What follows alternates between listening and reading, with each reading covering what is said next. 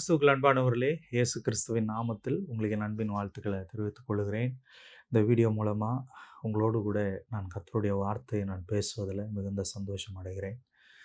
இன்றைக்கு ஆண்டவர் நம்மோடு கூட ஒரு வார்த்தையை பேச விரும்புகிறார். மத்தேயு எழுதின சுவிசேஷம் 20ஆம் அதிகாரம் 1வது வசனத்தை நான் உங்களுக்காக வாசிக்கிறேன். பரலோக ராஜ்யம் வீட்டு எஜமானாகிய ஒரு மனுஷனுக்கு ஒப்பாய் இருக்கிறது. அவன் தன் திராட்சை தோட்டத்துக்கு வேலையாட்களை அமர்த்த அதிகாலையிலே புறப்பட்டான்.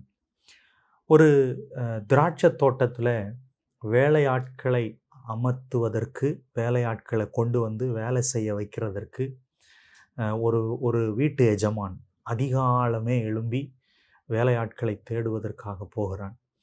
அந்த வீட்டு எஜமானுக்கு பரலோக ராஜ்யம் ஒப்பாய் இருக்கிறது என்று சொல்லி இயேசு பேசுகிறார்.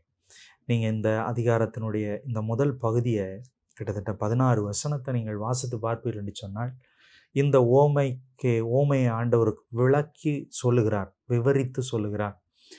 அவர் அதிகாலமேனா ஒரு 5 மணின்னு வச்சுக்கலாமே, ஒரு 5 மணிக்கு போய் என்ன செய்கிறான் அப்படின்னா, போய் வேலையாட்களை போய் பார்த்து கொஞ்சம் பேரை கூட்டிகிட்டு வந்து அவங்க கூட கூலி பேசுகிறான். என்ன கூலி பேசுகிறான் அப்படின்னா, ஒரு பணம், நீ இன்றைக்கி வேலை செஞ்சால் ஒரு பணம் நான் தரேன் அப்படின்னு சொல்கிறான். வந்து எல்லாரும் வந்து வேலை செஞ்சுக்கிட்டு இருக்கிறாங்க. அதிகாலையில் ஆரம்பிக்கிற வேலை. அதுக்கப்புறம் 3ஆம் மணி நேரம், அதுக்கப்புறம் 6ஆம் மணி நேரம், அப்புறம் 9ஆம் மணி நேரம், இப்படி போய் பார்க்குறான். அதன் பிற்பாடு வந்துட்டு ஆட்களை கூப்பிடுறான், திரும்ப வந்துட்டு விடுறான். அவங்க எல்லாருக்குமே வந்து ஒரே சம்பளம், பணம், ஒரு பணம் தான் அப்படின்னு சொல்லிட்டு. அதே மாதிரி 11 மணிக்கும் போகிறான். அந்த 11 மணிக்கும் போய் பார்க்குறான். பார்த்து சில ஆட்களை கூட்டிகிட்டு வந்து அவங்களோடையும் என்ன பண்ணுறான், வேலை ஒரு பணம் அப்படின்னு சொல்லிட்டு சம்பளம் பேசுகிறான். இப்போ 12 மணிக்கு வேலை முடிஞ்சிருது. 12 மணி நேரம், 12 மணி நேரம் வேலைன்னு வச்சுங்களேன். அந்த 12வது மணி நேரத்தில் வேலை முடிஞ்சிருது. இப்போ எல்லாருக்கும் சம்பளம் கொடுத்துட்றான். சொன்ன மாதிரி ஒரு பணம். காலையிலே வந்தான் பார்த்தீங்களா, முதல்ல ஒரு பேட்ச் வந்துச்சு. அந்த எம்ப்ளாயீஸ்லாம் என்ன பண்ணுறாங்க, கேட்குறாங்க, நாங்கள் வந்து காலையிலே வந்துட்டோம், வெயிலில் வேலை செஞ்சோம், பயங்கரமான வெப்பத்தில் இருந்தோம், ரொம்ப நேரம் வேலை பார்த்துருக்கோம், எங்களுக்கும் ஒரு பணம் கொடுக்குற, அதே மாதிரி அந்த 11வது மணி நேரம் வந்து ஒரே ஒரு மணி நேரம் வேலை பார்த்தவங்களுக்கும் அதே மாதிரியான ஒரே பணம் கொடுக்குறீங்களே, என்ன இது, என்ன நியாயம் அப்படின்னு சொல்லி கேட்கும் பொழுது, இப்போ நான் உங்ககிட்ட என்ன பேசினேன், ஒரு பணம் தானே பேசுகிறேன் உங்கள்கிட்ட, அதில் நான் ஏமாத்துறேன்னா உன்னை அப்படின்னு சொல்லி என்ன செய்கிறான், அவங்கள அனுப்புகிறான். இதில் நீங்கள் கவனிக்க வேண்டிய காரியம், பரலோக ராஜ்யம் இப்படிப்பட்ட வீட்டு எஜமானுக்கு ஒப்பாக இருக்கிறது.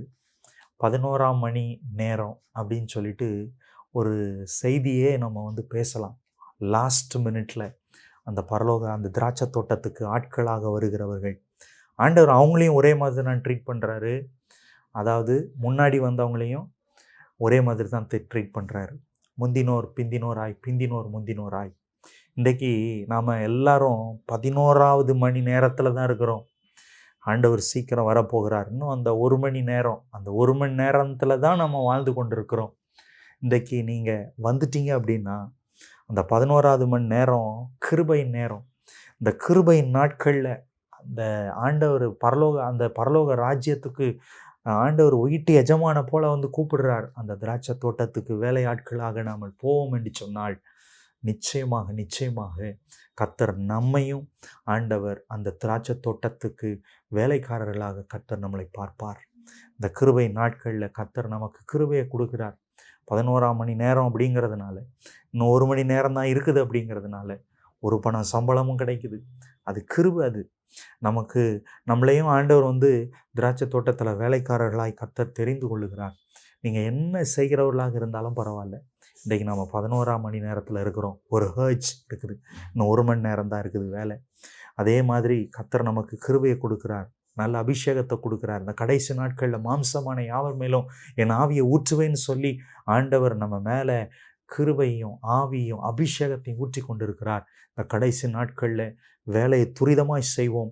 இந்த பரலோக ராஜ்யத்திற்கு தேவையான வேலையை செய்து, இந்த திராட்சை தோட்டத்தில் செய்ய வேண்டிய வேலையை செய்து நல்ல ஆத்துமாக்களை கர்த்தர் பரலோக ராஜ்யத்துக்குள்ளாக கொண்டு போவோம். கர்த்தர் நம்மளை அழைக்கிறார் இந்த 11வது மணி நேர வேலைக்காரர்களாக. செபிப்போமா? நல்ல தகப்பனே, உம்மை துதிக்கிறோம், உம்மை ஸ்தோத்தரிக்கிறோம்ப்பா. எங்களுக்கு முன்பாக எவ்வளவோ பரிசுத்தவான்கள், எவ்வளவோ ஊழியர்கள், எவ்வளவோ ஆண்டவரே அப்பா உம்முடைய தாசர்கள் எழும்பி ஆண்டவரே பல காரியங்களை செய்தாலும் இந்த கடைசி நேரத்தில் கூட கர்த்தர் எங்களை கிருபையா ஆண்டவரே கர்த்தர் நீர் எங்களை அப்பா தெரிந்து கொண்டதற்காக நன்றி ராஜா. உங்கள் நாமம் மகிமைப்படட்டும், எங்களை பயன்படுத்தும்.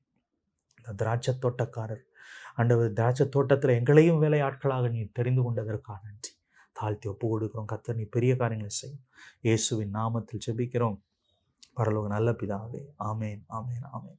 கர்த்தர் நல்லவர், உங்களை ஆசீர்வதிப்பார். 11வது மணி நேரம் துரிதமாக செயல்படுவோம். கர்த்தர் உங்களை நம்மோடு கூட அந்த பெரிய காரியங்களை செய்வார். தேங்க்யூ. God bless you.